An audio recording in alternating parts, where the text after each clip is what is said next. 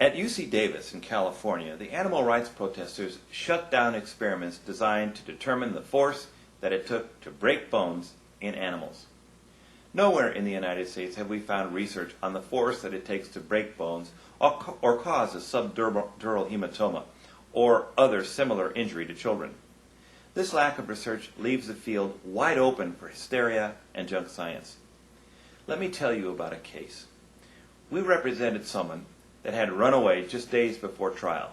He was caught 4 years later. He ran because he knew he was going to lose, even though he was innocent. In that case, the prior defense attorney had not prepared any medical aspect of the case. The child was 1 month old and had a spiral fracture of the femur. The father had been accused of torture of the child and was facing life in prison.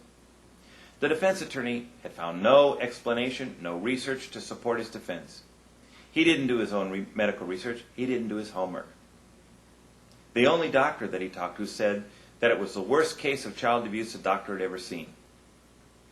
The chief of our litigation team, Mr. Clancy, faced the very same doctor in testimony the previous year, and she had used exactly the same phrase in that case, the worst case she had ever seen. Concerning the injury to this 1 month old child, we were actually able to determine that the injury was 3 weeks old. It had not been immobilized, and therefore it had taken longer to heal. The police had interviewed the pediatrician that had delivered the child and asked him if he could have caused the injury. The pediatrician said absolutely not.